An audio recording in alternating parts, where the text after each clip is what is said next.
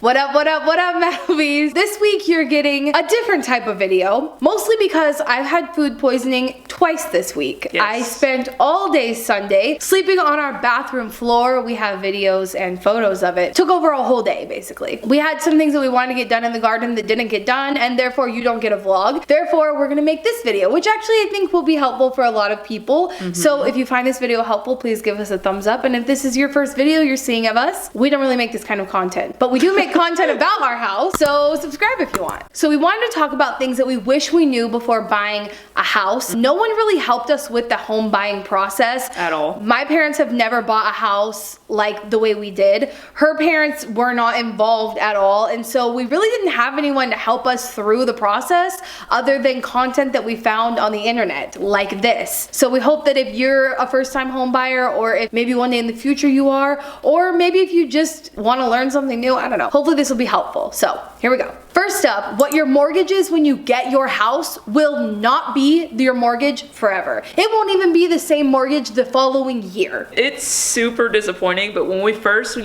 got all of our paperwork all signed up, at the end of it, they say, here is your mortgage payment. We're like, that's great, that works, that's what we were expecting. That's what we are budgeting for. Yeah, we got this. Every year, the tax appraisal district will come around in like April-ish, and they'll say, this is what we think your property is worth. Since your property taxes are looped into your mortgage payment and they go up every year, so will your mortgage payment. Just within our first appraisal that we got from the property taxing district, our mortgage went up $300. Like, it was chill. And I was like, this is absolutely insane. I had no idea it was gonna fluctuate this much. And even as we were going through things with like our realtor and we were going over things at the bank and stuff, they never told us that our mortgage payment would jump. They're like, here's your interest, here's your property taxes, it's looped into it, and here's your, your insurance is also looped into it, but never told us that it would jump that much, and then like that it would really jump at all. So the caveat to this is a very particular Texas problem. You may have heard that Texas doesn't have an income tax. In place of that, our property taxes go up a lot, and specifically because the market has gone crazy over the last few years.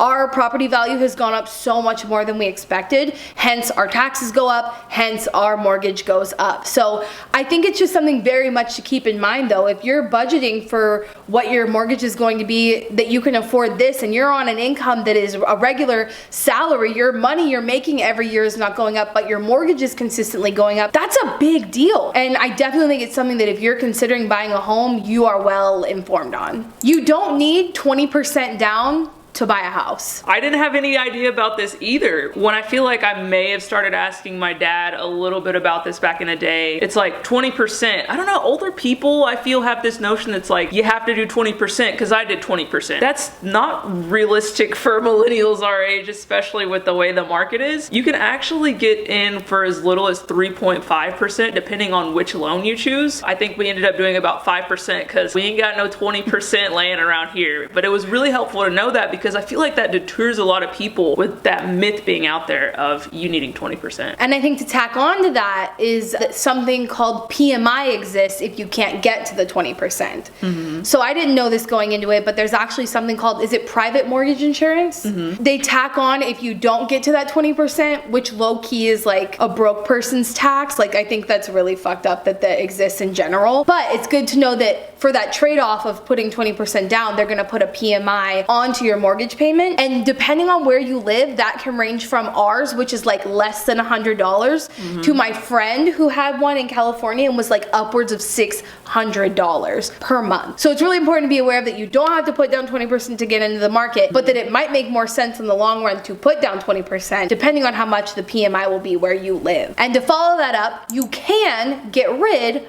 of your PMI. Which is something that's also really helpful. The way that you get rid of your PMI is, say you do buy your property and you put down 3.5%. That's what you're able to do, and that was what works for you at the time. Once you actually achieve 20% of equity in your home, you can actually get rid of that PMI. And we're actually in the process of that currently. With our most recent appraisal, our property has been assessed at 30% higher in value than it was last year alone. So we're going through the process process of getting that appraised and getting that PMI off so that we don't have to have that PMI on our mortgage anymore, and it goes down just a little bit. But the PMI companies don't want you to know that, because they get this money unless you actively protest it. Unless you actively go, hey, I think I'm at 20% equity, can you come assess my property so you can take off this fee? They'll just keep collecting it from you for years. Yeah. So definitely, like, if you're a first-time home buyer, that is something really important to know. Know where your property lines are. Something that we learned is our property lines basically go from our neighbor's house to our neighbor's house. Like, their structures are our property lines, which gets a little bit complicated with some of the things we've had to do with our house. Well, our neighbor got her house painted, so in order to get her house painted, she needed our permission for her painters to come back here and paint her house, because her house is basically our fence on that side of our property. Yeah. And then on the opposite side of our property, our neighbor's house is again our border. So if we need to put down like termite traps like we've had to do, we have to ask him permission for the termite guys to go into their yard. So I don't necessarily think this is something that a lot of people will have to deal with, but I think if you had bad neighbors, which we'll get to, having property lines equaling your neighbor's house is not something you're gonna wanna deal with. So definitely, like, during the process, figure out where your property lines are. And then the next thing to know is neighbors. Now, our realtor did tell us about this. He did give us the advice to go like park in front of the house for a few hours and just observe, which we were concerned about airplane noise, because the reason we didn't buy another house we were looking at the same time as this one was the airplane noise. So our realtor told us, like, go sit out in front of that house for a couple hours and see if it has the airplane noise. And also you can assess for like neighbors and traffic and all those sort of things. So it might be a little creepy to like stake out the house you want to buy for a couple hours, but it can be really helpful. And specifically when it comes to things like neighbors, it's hard to know if anybody around you is awful. I guess you could potentially ask the neighbors or like meet them before you put your offer in, because like I said, if your property line is your neighbor's house, that might be a reason not to buy a home. Yeah. Personally, the shitty neighbors in our block are a couple houses over, so we don't really have to deal with them on a normal basis, but it's something to note because I think it could potentially be a reason not to buy a home if we had been living right next to them. Don't get emotionally attached to the first house that you see. Like, don't fall in love with it. It wasn't the first house, okay? There were a couple houses though, specifically two houses to be exact, that I did get emotionally attached to. First one, by the time we were able to get an offer in on, was already pending, so I don't know why I thought it was a good idea to go look at it, but we did. And then the second one, I asked our realtor to put an offer in within 24 hours of that house being listed,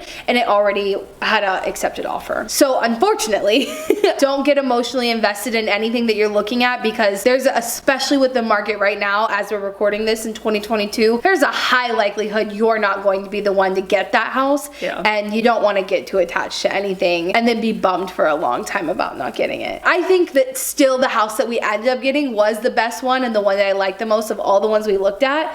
But at the time, those skylights in that house, I really wanted them, you know? I think it's important to keep that in mind. There's more cost of buying a house than just the down payment. This includes things like your closing costs and your inspections. These are all fees that I think we had heard before that they were things that you have to worry about. But when you see things like, I don't know, maybe this is just me, but in media I often see like, oh, the sellers paid our closing costs. I always heard that it was like pretty common for the sellers to pay your closing costs. Well, not in today's market, let me tell you. Not since at least 2018 are sellers paying closing costs. You're gonna have to come up with several $1,000s for your closing costs and then some extra money also for your inspections. So definitely, like, if you're going into the home buying process, keep that in mind and budget appropriately. Speaking of inspections, I would recommend that you do any extra ones that you're maybe on the fence about when it comes to things like termites and sewer. Oh yeah. Those are the two big ones I think some people recommend, but we did not do. Actually, I think it was advised by our inspector that we didn't need to do them, because he was like, oh, you might need to do it, but we'll flip on all the water,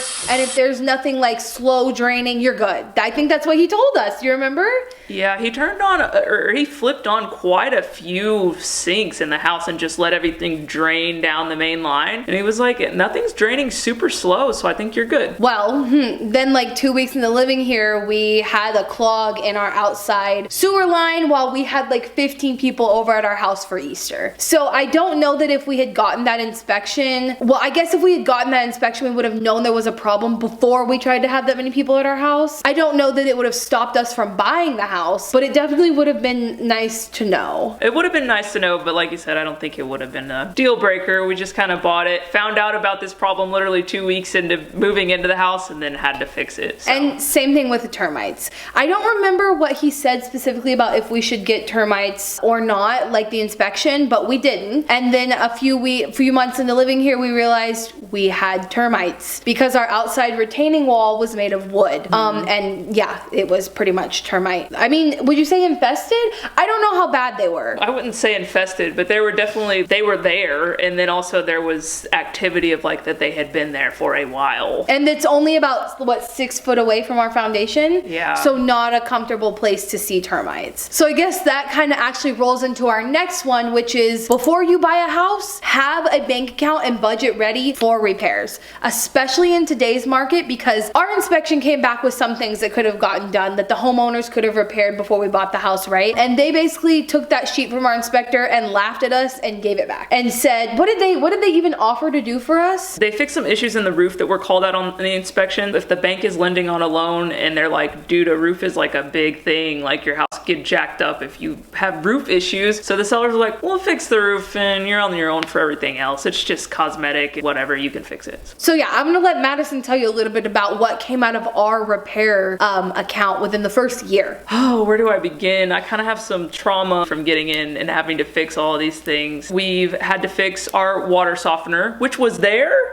Like it was in the garage, but it was busted. And we were always like, I wonder why this is busted. And turns out there were some pipes that like made it explode that they didn't fix. So we had to get piping done. We had to get a new water softener. That was a pretty expensive project. And to add on to the water softener situation, just so you're aware, the water in San Antonio is hard. Like we are so far above the national average, it's insane. And that hard water can have like awful impacts on all of your piping, all of your appliances. You don't want to be running hard water through your house. So getting the water softener was essential, not just like something we wanted to do. So the water softener and then the retaining wall, like we mentioned, and these are like, if there's a capital expenditure, I mean, these projects are not cheap at all. It's not just like fixing a light switch. Like we're talking some G's like getting dropped as soon as we moved into here.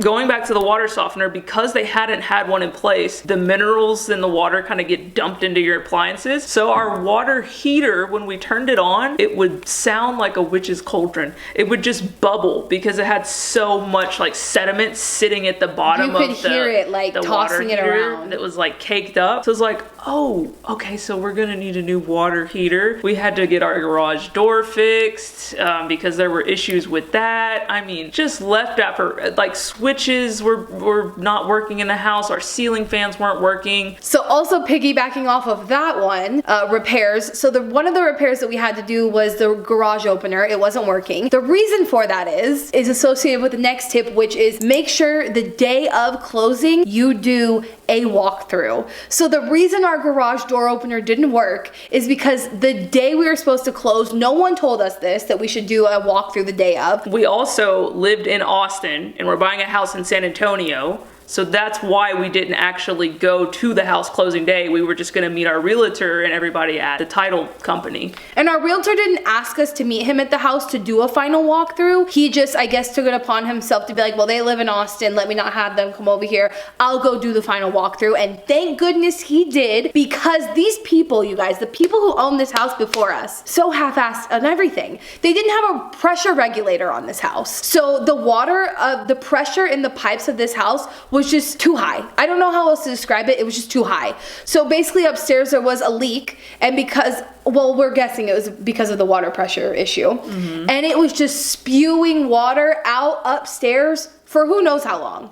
It could have been days. Yeah. And basically the water had seeped through upstairs and through our garage. Yeah. And the only reason that we weren't stuck with having to pay to fix that is because our realtor came here the day of closing to do a walkthrough. And was like, you are not closing today. They need to fix this before you close. So they came and they got everybody to redo the sheetrock, get people out here to help mitigate so that it doesn't get mold or anything. And we closed like 2 weeks later, waiting for them to finish renovations. Yeah. So, I mean, I think sometimes when we explain all the things we went through with this house, it may almost seem like maybe it wasn't the best purchasing option. But you also have to remember this time in the market was like things were being bought 24 hours after they were listed. And this was the best house we saw by far. Yes, there was a lot that we had to go through, but it's just kind of how the market is right now, you know? Yeah.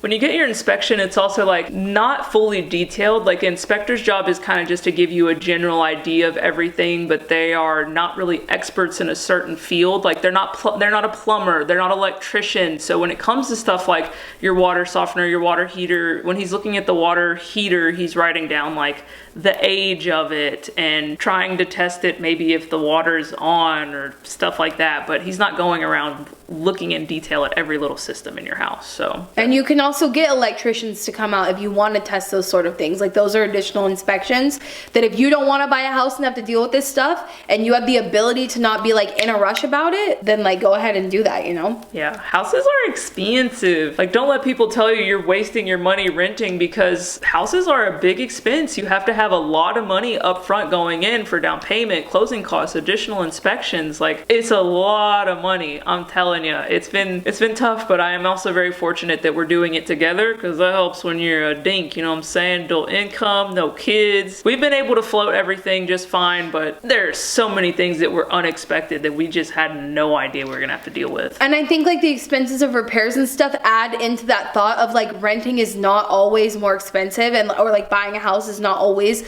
the best use of your money, because for the first several years of your home loan, none of that money you're putting in is really going into your equity. A lot of that money is going to interest, property taxes, PMIs, all sort of different things that you are paying into that you are not getting back. And a lot of people don't talk about that, you know? Like I think there's a conversation to be had that in today's world, as honestly fucked up as it is, sometimes it does make more sense to rent than to buy. And I mean, look at how crazy things are now. We got interest rates over 5%. We got property rates sky high. It's tough out here for everybody. Yeah. And the last thing I wanted to say is HOAs suck. Try to prioritize not getting one. I think it's ridiculous that anywhere you have to live, you have to pay for someone else to tell you what to do with your property. And HOAs are rooted in classism and racism, so fuck them. I just want to put that in here because I hate HOAs. Okay. Yeah. Sounds good. But that's kind of all the things that we learned during our first home buying process. We are playing with the idea of entering into buying our second home, but obviously with the way the market looks right now, who knows what that's going to manifest itself as. So wish us luck, and let us know if you have any other questions, and if you learned something, if you're our existing audience. And if you're new here, like I said, hit the subscribe button. And remember, until, oh nope, that's not how it goes. Until next time, catch you create later. the peace. Try again. And until next time, catch you later, Mattlebees.